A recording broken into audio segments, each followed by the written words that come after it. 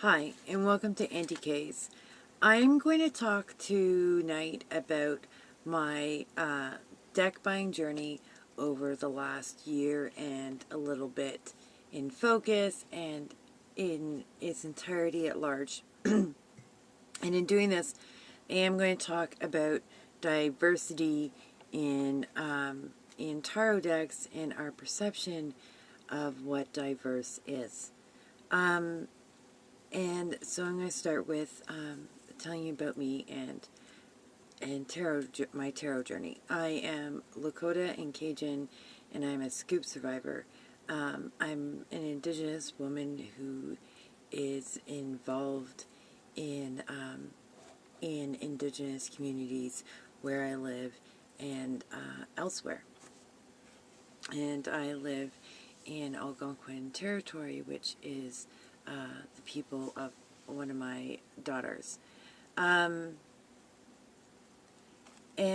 so my world is a largely Indigenous world. My everyday functioning is a largely Indigenous functioning. And this is common amongst most races of people, depending upon a person's level of displacement within the demographics where they live. Because you might be displaced from your land, but still be somewhere where you're in a demographics and have like demographics around you in your neighborhoods, because we know how neighborhoods are like that and get ghettoized. So,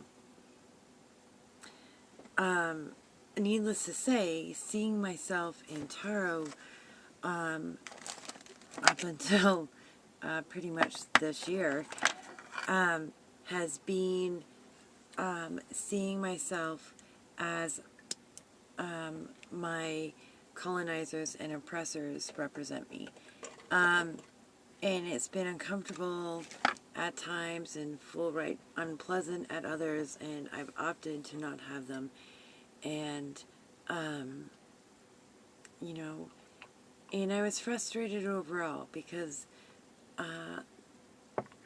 the other people in my life weren't represented in them either, because the majority of my friends have been other people of color as well for a very long time.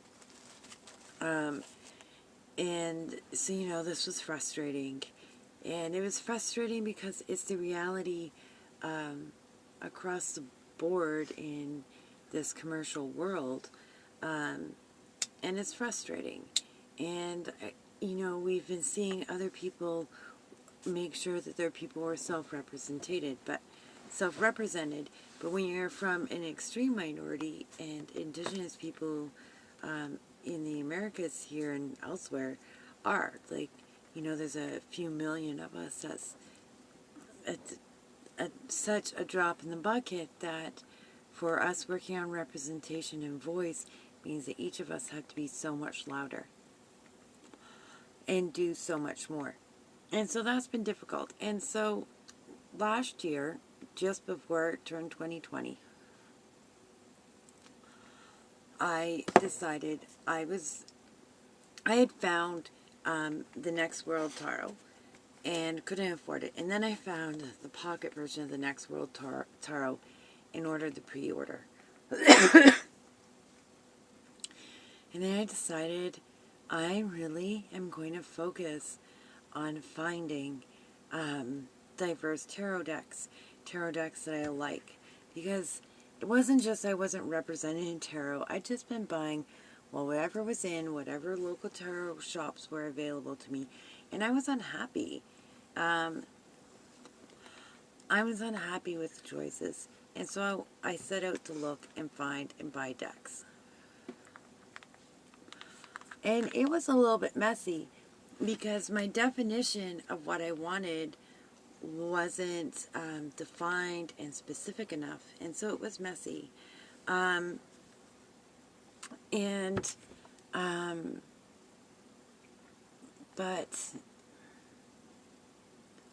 it became part of the journey that really helped me define what it is I'm looking for and what it is I'm not looking for and why I'm looking for it. It's not exactly the same as my book buying policies. I buy books from people of color, from Black, Brown, Indigenous people of color. If I buy a book by a Euro descent author, I generally will buy it secondhand. Because I want my money going to those of us most disadvantaged by this system that makes us rely on money. So let's talk about the Next World Tarot in terms of diversity. I wish I had the full-size deck, and I would like to get the full-size deck. I'm not sure in what capacity I would use a full-size deck, but I would really like it. This is something I think I would like to save up for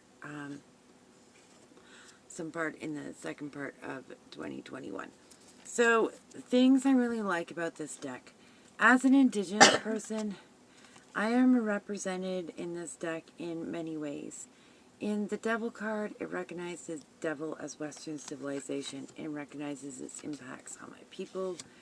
And in the Justice card, which becomes Revolution, it is a decolonial card, and decolonization, is something that's even discussed in the guidebook. And this is by Christy C. Rhodes, who is a Cuban-American artist of many genres. And the representation in this deck is incredibly complete. And one of the things that I look at when I'm looking at how diverse is this deck, what are the numbers?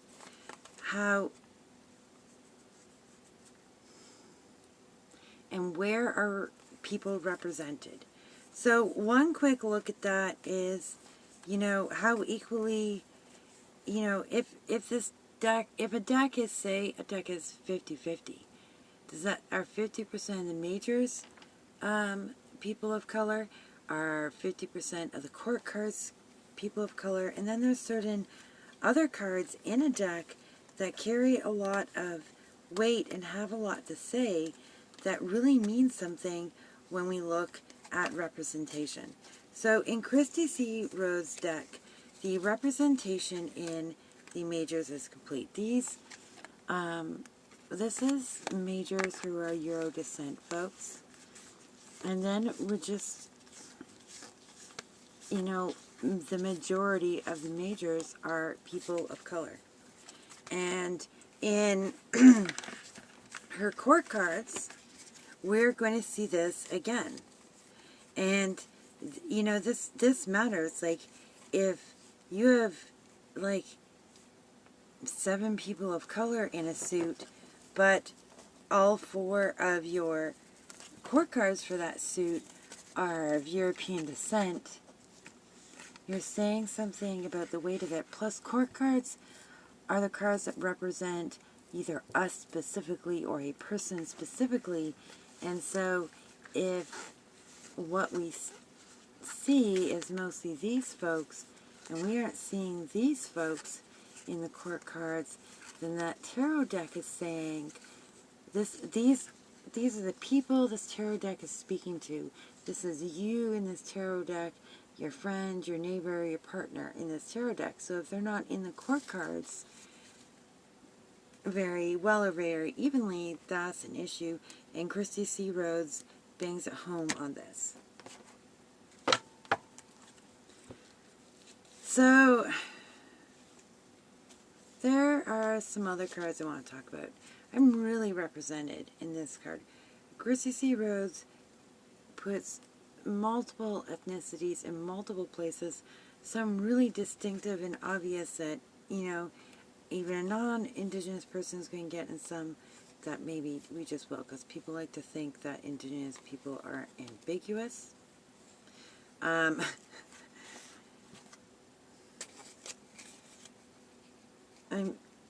Anyway, so the Ten of Pentacles.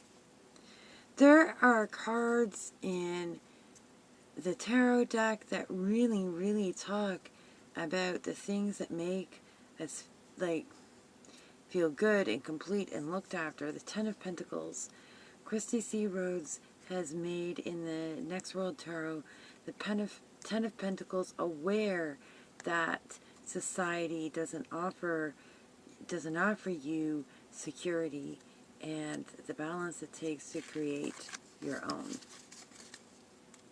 She makes the 10 of Cups accessible and not just one that is fulfilled by, 2.5 kids, 2 parents, and a rainbow.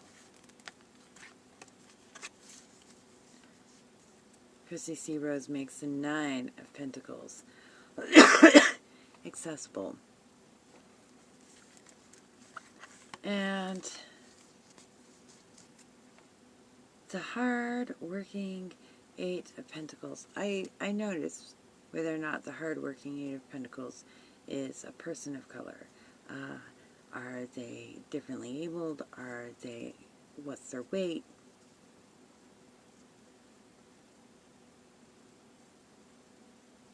Who's like that master of the workforce? And the one thing that drives me nuts, and I'm going to show you over and over again in my decks, is, in this case, 2 of Pentacles, not the Lovers. In this case, 2 of Pentacles, and it makes sense, but this is romantic. And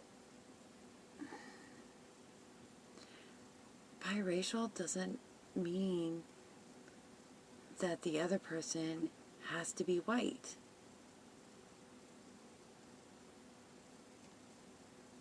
I have a daughter who's Lakota and Cajun from me, and Roma and Mari from her dad, and people say, how can you be all that? Because she has 4 grandparents. And biracial relationships don't require people of color to date Euro descent people to have a biracial relationship. You can have biracial relationships without you. It's just my pet annoyance. So, the next deck to come in at me came from a friend. It is the Star Spinner Tarot by Trungles. And it's a diverse deck. It's maybe not as diverse as I expected from a person of color.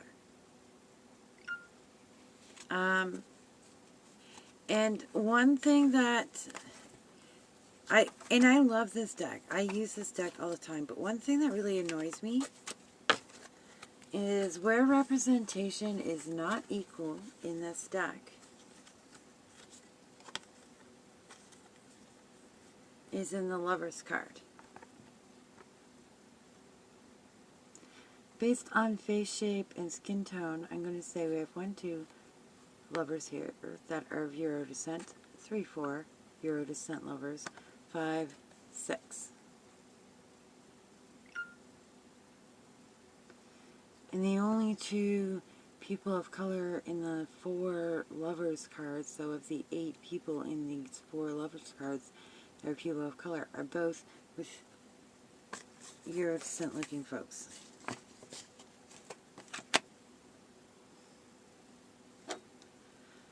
This is a message we need to, undo.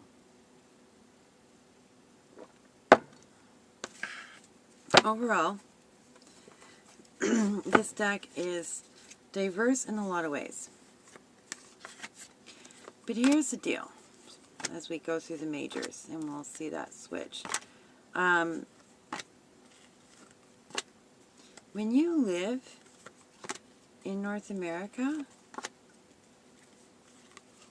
and you make a deck that includes Asian folks, Arab folks, black folks, white folks, indigenous folks. I'm just putting it down weird. I get it. I wonder, and I do have some questions. I get we don't put sometimes we put certain ethnicities to say a certain thing, but how do you not have any of the people on whose land you live in your diverse deck? And so, see, we're going through the courts here. The courts are overwhelmingly Euro descent. And then there's 4 animals or creatures. The 8 of coins is a hard-working black man. The 9 of coins is a hard-working Asian woman. The 10 of coins, which is typical. The 7 of swords is white guy. Notice who's stealing those. And a number of characters are have lighter skin tones, but this is frequent in this art style and in depicting Asian descent folks. So it becomes more about face when there's like enough to really see it. It's a great deck. It's a great deck, but it definitely has like its imperfections in diversity. And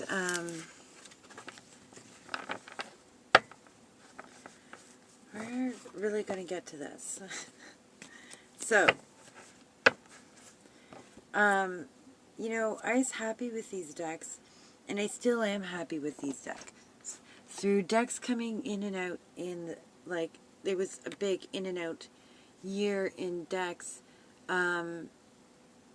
Like, they stayed through the honeymoon period, and they often stayed in use in, like, a honeymoon period with a new deck. Maybe not in, like, the first couple weeks of a new deck.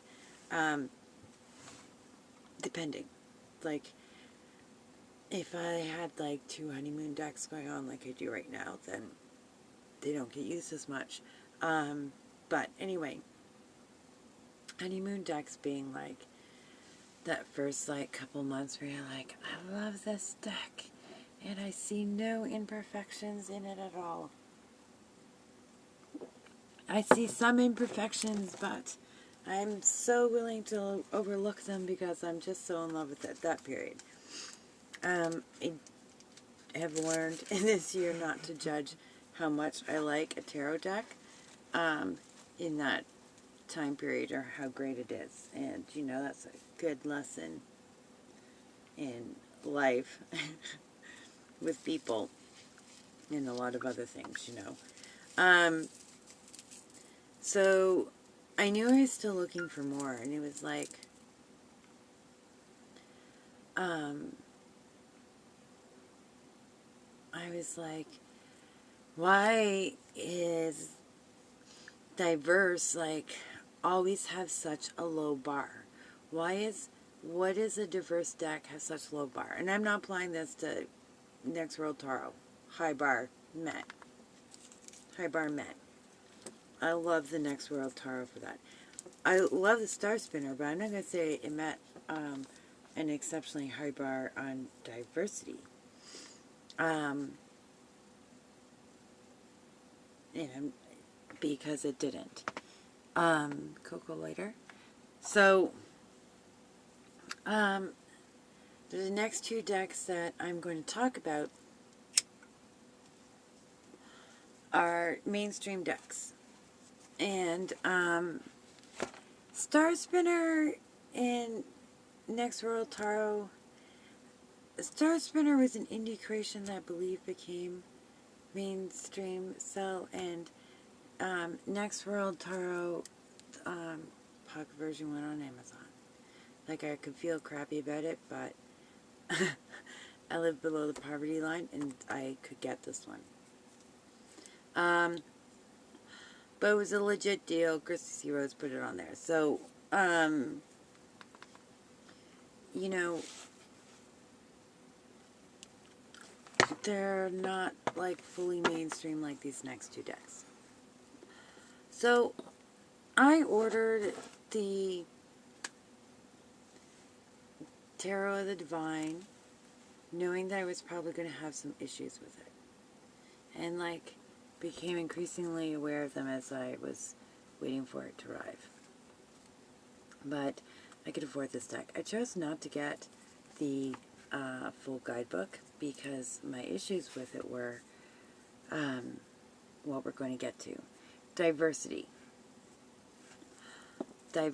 This deck, it reaches, it's diverse, but you know what I did? When I went through this deck and I looked at how many majors, how many, when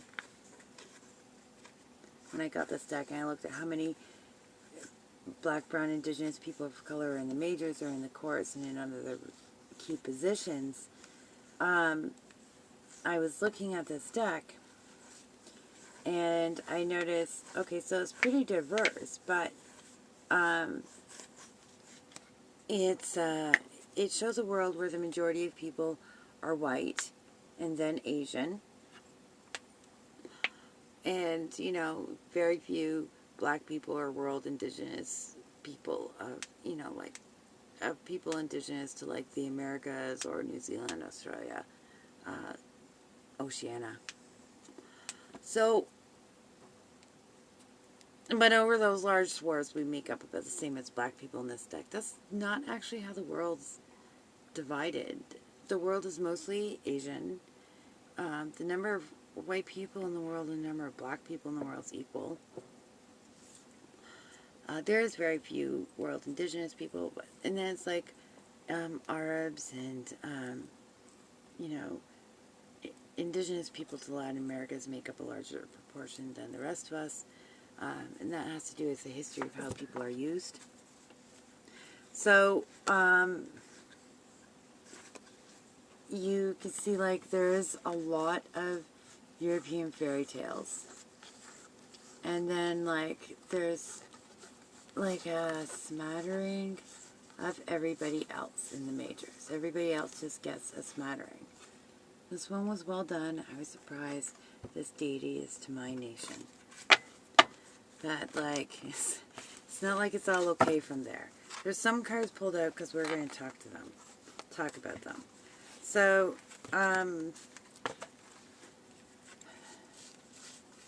we see a level of diversity that's greater here when we get into the courts.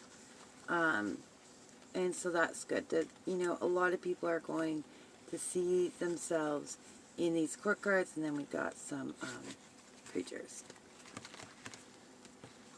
Nope. A couple more courts. Okay. Here's where it's an issue. Here's an indigenous court card, a deity very misrepresented, right down to their gender. And our people's had multiple genders across these continents, so, like, get it right.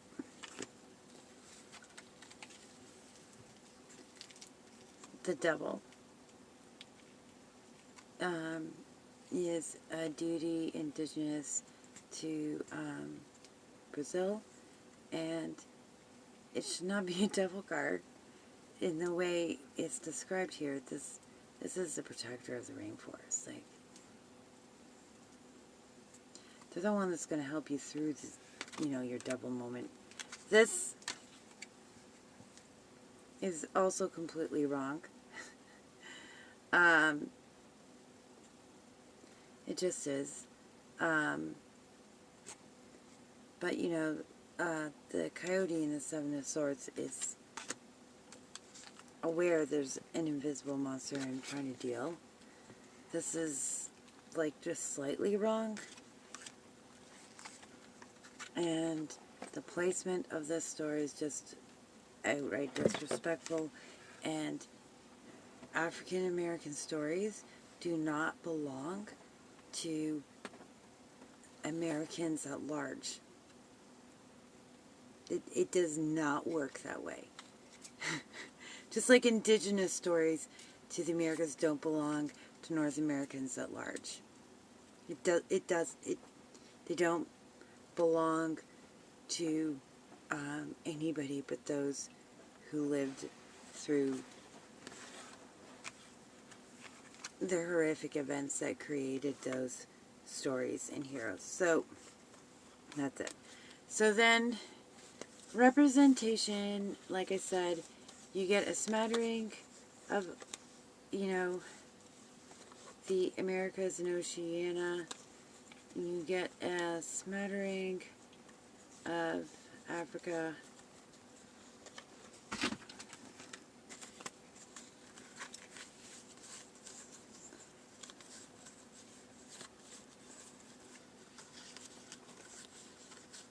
I think what I'm looking for is for diversity not to represent how Euro descent people think the world is divided or created, or the demographics of the world. I don't want diversity to represent the demographics European descent folks believe the world is made up of. Especially by Black, Brown, Indigenous people of color. I wanted to either represent our specific communities or to make a statement or be accurate. You want to represent yourself in your tarot deck and the community around you. Here's a mainstream deck. Oh man, so I didn't know I was buying a fake deck because I saw this on a website for a shop that had like the rip-off version. They must have realized later on too because they took it down.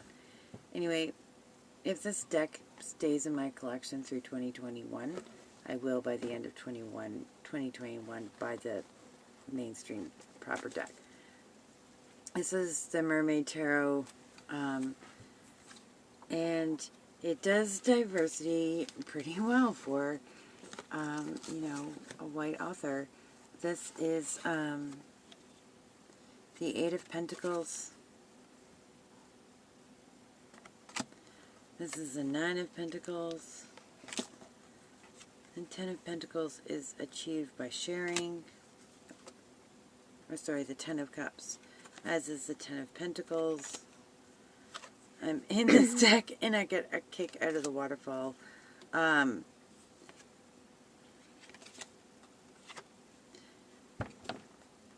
an Indigenous woman in this deck who's in whatever this artist decided to put them in, and they didn't have to put them in hides to make them, and I love that one, that card for that.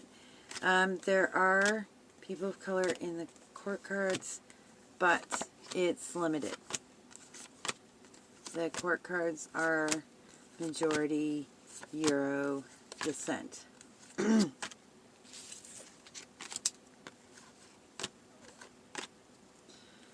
I like that this death card shows the responsibility of Euro-Western civilization. And then we have the majors are really well represented. They are really, really well represented and in ways that go beyond what we usually see. So there was a good representation in the majors that divided up fairly well. Okay. And the court card, or the regular cards, this deck, it's a little less than 50% Euro descent by the cards. It almost looked like it wasn't going to go that way, and then did. It's a good deck in those terms, and I like it. But,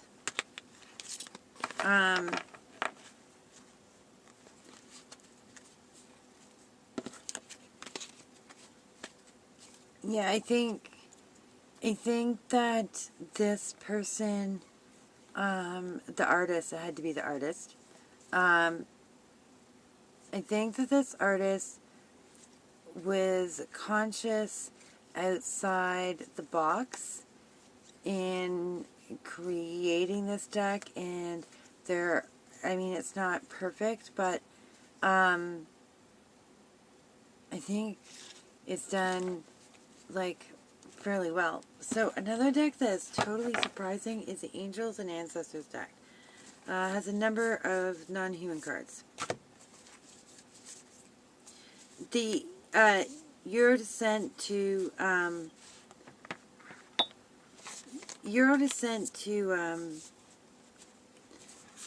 people of color is 19 to 20. They have one more than us. And this one is the one where it's difficult. Actually, no, it's even. It's 20 and 20. I took out a card. Well, we're going to get to that. So this deck was made half and half. Like I said, that's not the actual demographics of the world. Skyfather, I get the Christian God, but the Christian God, I still don't get why the person's white. I do, but their Jesus is white too. 2020. There's an indigenous card. There's a few indigenous cards in here that are done well. And there's one that was a shaman. And I took it out. We don't call our traditional leaders shamans. We just don't. We don't. The wannabes constantly trying to steal our culture, they call our people shamans. So we actually largely hate the word. And if you go to a medicine person, well, they might have like medicinal headdresses or feathers to put on. They are not. The only person getting dressed up like this to look after you as a medicine person is a fraud who's mostly serving like wannabes trying to steal culture.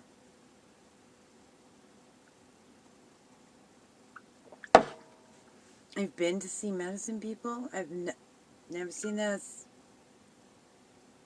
Never seen them put on their powwow regalia. And I take those cards out of decks if they overall like the deck. I've half the people, and it was half, and I feel that was conscious, and that is not the demographics of the world, but I feel it was like more than like I need to put in more than like just a few people of color. Like they were paying attention and trying to keep balance. And so in this deck, I appreciate the effort, and let's push further. Let's push further, because although we're saying it's balanced, half the people are white and half the people are not. The world is not made up of two races called white and not white. And so this is where diversity isn't actually all that diverse.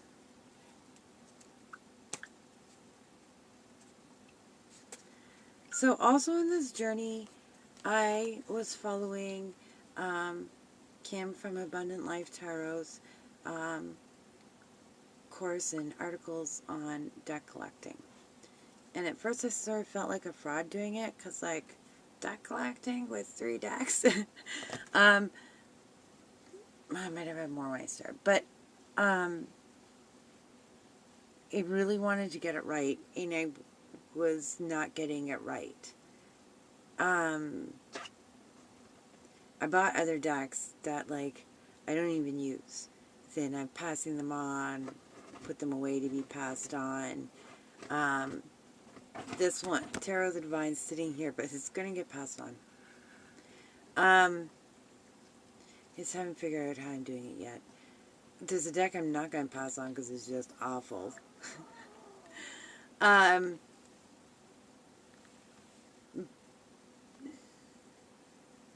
see a really good effort here. I see some great things in here, but like also some problems, but I love this deck, at least right now. I expect when somebody is a biracial, light-skinned person of color like myself, you know, I'm half Lakota and half Cajun, and I'm light-skinned. whereas Matter identified as Native. And we have a larger responsibility. When we're talking to people, we can make them comfortable because they're more comfortable because our skin's lighter. And we should not take advantage of that. We should not take it to our advantage. We should upset that and make us go our way and make them uncomfortable. Make that the price we pay for choosing the level of comfort my skin tone affords. To go out of the way realizing that there's an imbalance that we are responsible for repairing. When I did my deck, it did not paint people as light-skinned natives. They don't need to be represented as a light-skinned native. I don't need that representation. My people need representation. I need representation of my people. I don't need representation of my light skin. That does not benefit my people. Do black natives and Arab natives and Asian natives need representation? Yeah. But do I need light skin representation? No. And light-skinned biracial folks are most likely to largely have white friends. The majority of my friends are Native and people of color, but usually that's not the way it works out. And then as artists, we recreate, our comfortable light-skinned world. And that is not okay. Like, you have to do better. And it's easy for us to get away and make the mistakes that white people make. And that's not okay. We have to represent other people's cultures with respect. With respect. Especially when, on the way we've been all placed in this hierarchical world, we've been placed one on top of each other. And so it's really important to recognize who you've been placed on top of by white supremacy and work to destabilize that.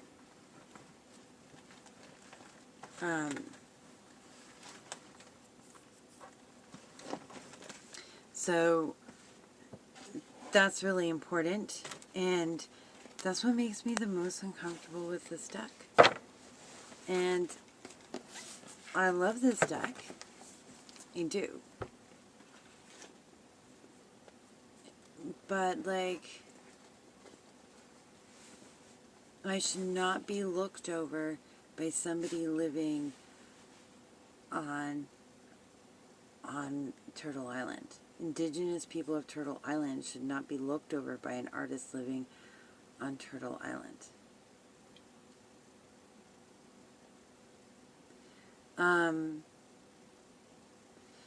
And I love these lover cards, and I dislike these lover cards. And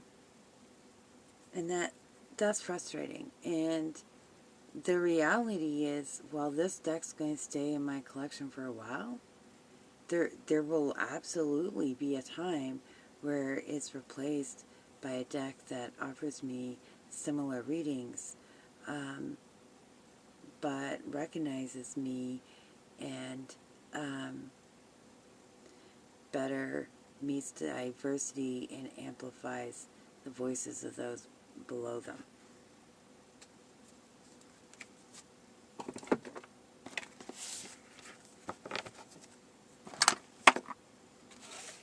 So,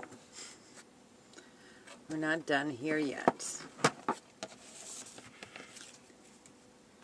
So, I ordered on Kickstarter the lovely, the beautiful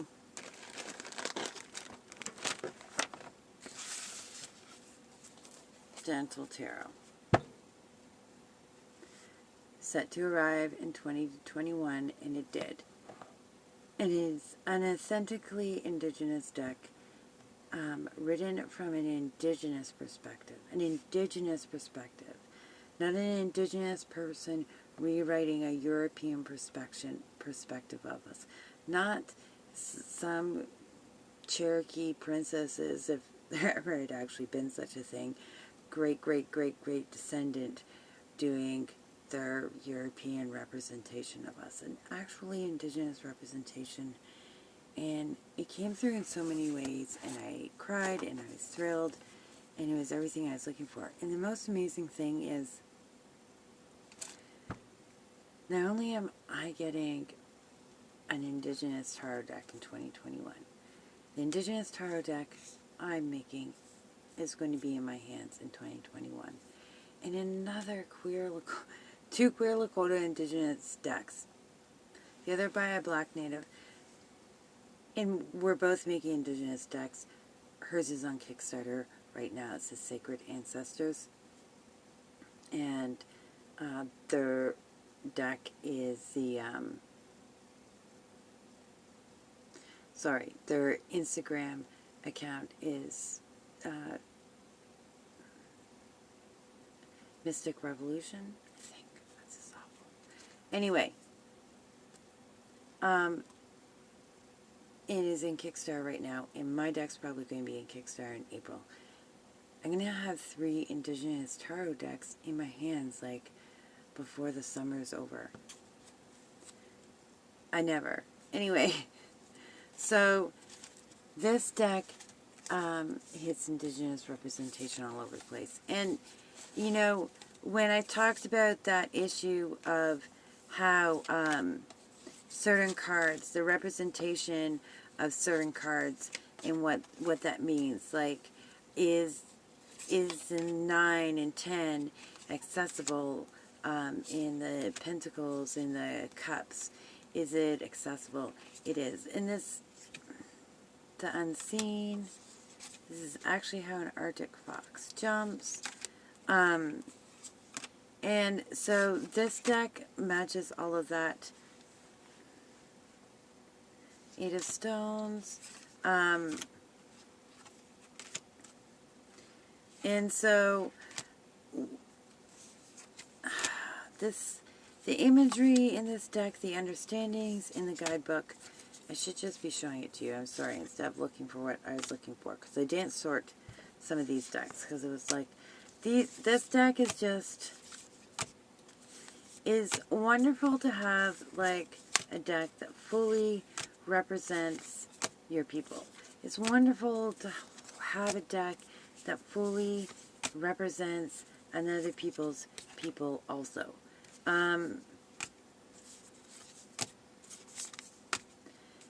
And in multiple ways, in so many kinds of ways. I saw a review that said a number of the people in this deck are ambiguous, and they are not. Everybody in this deck is clearly native to North America and, you know, Alaska specifically. And, but in Canada and the U.S., our genocide was really very specific. To make the land belonging to Europeans, we had to disappear. And it's really, really common for settlers in North America to claim they don't see us, they can't tell who we are, they can't identify us ethnically, and yet we all seem to be managed to be identified in the courts and by police and by doctors and by nurses and by social workers and by teachers, who then turn around and claim that they don't actually recognize us as native. So it's not actually racism landing us in one system after another, and that's bullshit. Because the statistics say it's bullshit. Because, you know, with the highest numbers in these things. And we are 100% identifiable in every human card in this deck. We're represented in the understanding within the guidebook.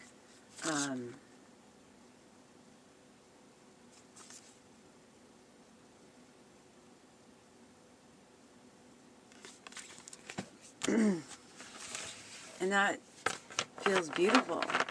And it feels really lovely. And I was like, looking at decks online, I was like, you know what I really like, what I'm really liking is independently produced decks that are full of people of color. Oh, I think I got a whole bunch. I think I partially sorted this for folks. Hang on.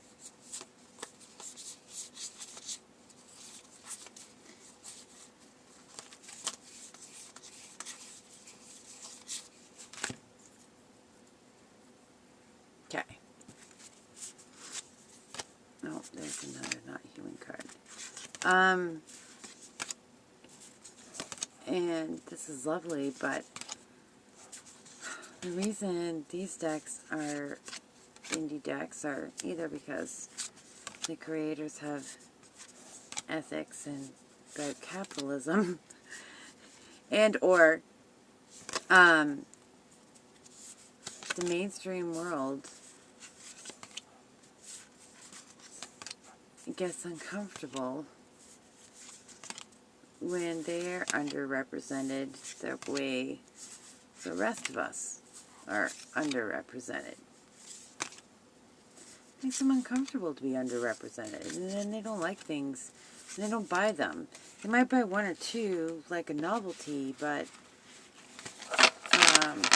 they don't want to be underrepresented in the deck, and so everything has to represent them, except they aren't actually the majority.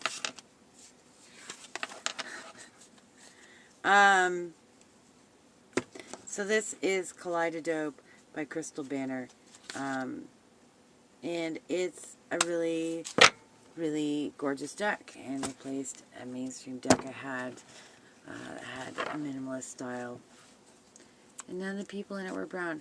This is the Shadeaux Oracle by Intuitive Tasha, and so we see like major self-representation and then other representation here. Oh, might be a silhouette, but we still know she's black. And I hate that whole, like, some artists do make people look ambiguous, but largely the only artists who make people look ambiguous are Euro descent folks, because they just don't know how to draw other people's facial features. So, and I like the placement, materialism, karmic relationship, deception, addiction. So, this deck, I really liked it, because we have that, like, oh, I'm going to include y'all, but, you know, my people are still going to represent the majority. And that's one of the things I really liked about this deck. And so I've ordered Sacred Ancestors, and, you know, if my deck's being printed prototypes and it's coming in, and it's like, I don't need to buy mainstream decks. Well, I go into the bookstore today, because, you know, I wanted a book. Got a good book. Got my kid a book. Got the adult kiddies visiting a book. This is Magic Canoe Stories. And sometimes this bookstore has tarot decks. I mean, I got Angels and Ancestors there, right? And that turned out pretty great.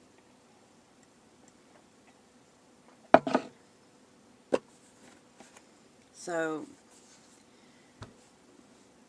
they had the Muse Tarot, and I like this art style, but I'm concerned about how I'll do with reading it. And the decks I've been eyeing in this style are like, you know, $60 to $100 Canadian, and So I'm nervous because I'm not sure how reading for me is going to go with the art style. And it's like, okay, I like the style. The deck creator is known for doing diverse decks. I've heard this is a diverse deck.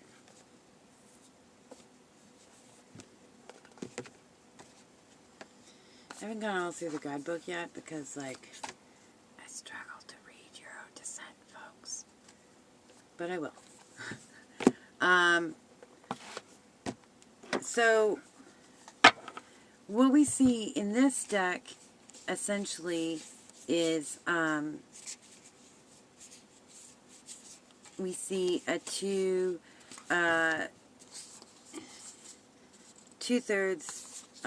Euro Descent folks and a third Black, Brown, Indigenous people of color.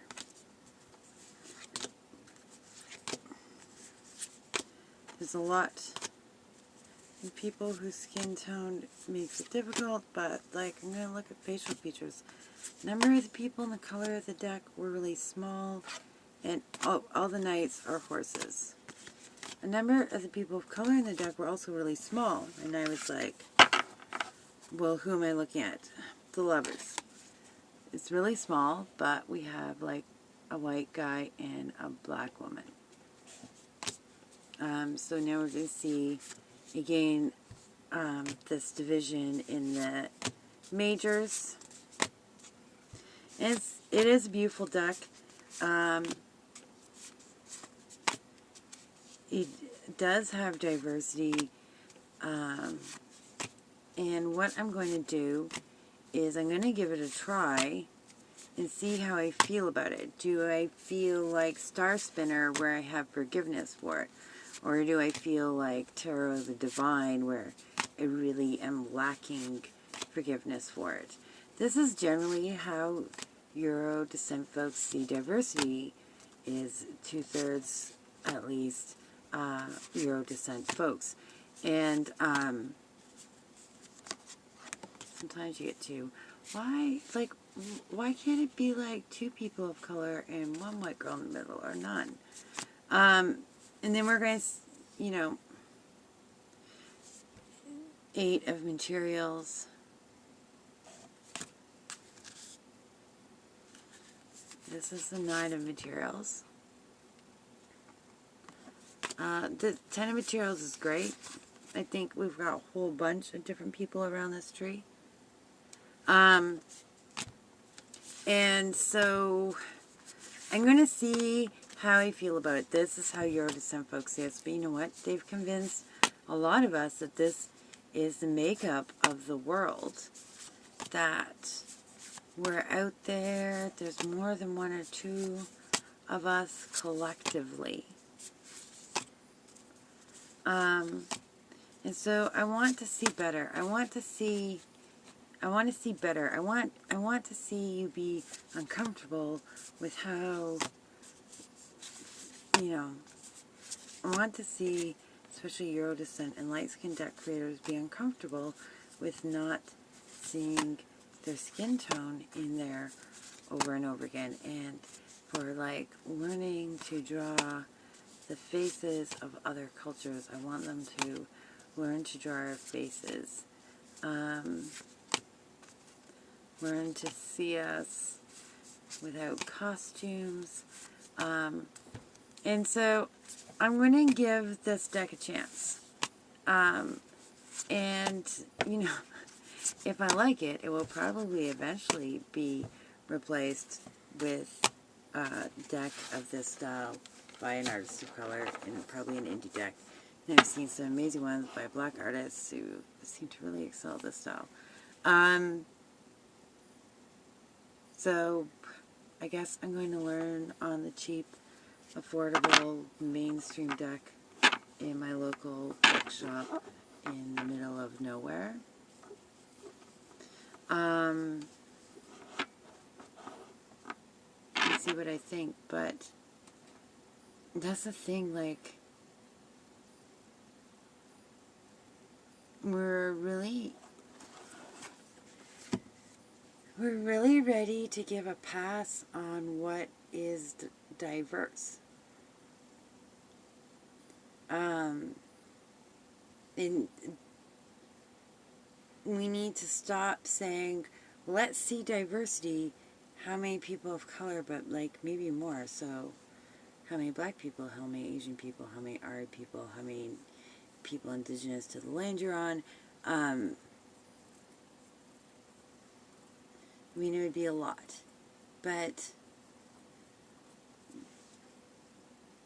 even when we use terms like people of color, black, brown, indigenous people of color to talk about a collective experience, the majority of our experiences aren't collective. The systems and structures running them are. And we aren't all the same.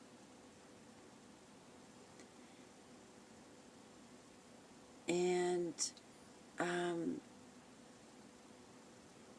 when it comes to diversity, we seem to be grouped that way.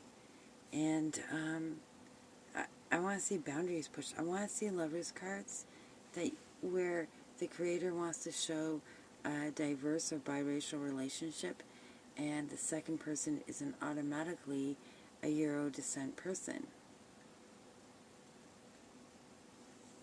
I want to see things like that. And so I'm going to keep looking. And I was not going to buy mainstream decks, and I'm probably not going to buy... You want to know why I bought a mainstream deck? Because I bought, a Kickstarter, and it's like so far from instant gratification, it's not funny. Like, I'm not going to pay for it for another month, and then I'll wait several months to receive it. So it's like, wow, I'm not even paying for it this month, so... And I didn't buy a deck all month, so if I just, because I had more important purchases to make to get my own deck up off the ground. So I bought a mainstream deck. And there's something about buying a deck and knowing I'm going to love it and being correct. And buying a deck and hoping I like it. And maybe I'll be surprised and love it. And this should be a lesson to me, but I am hoping I am surprised and find that, even though this art style is really busy, that I still can read with it. That's really one of the things I want to know. Probably before I drop big money on a deck with this art style. But one of the things in this deck buying journey that surprised me was my book buying rule is, I buy authors that are black, brown, indigenous, people of color. Well, that hasn't necessarily given me diversity in decks. It did with Intuitive Tasha's deck. It gave me a fully black deck from Crystal Banner. It gave me a very diverse deck from Christy C. Rhodes. But Tarot of the Divine and Star Spinner, their level of diversity was really in keeping with the mainstream conception. And in the one case was just downright disrespectful. So I really had to think about this, and I was thinking it probably means that if I want to put my money where there's going to be actual diversity, it's going to need to be indie decks. And my other question is, does that necessarily mean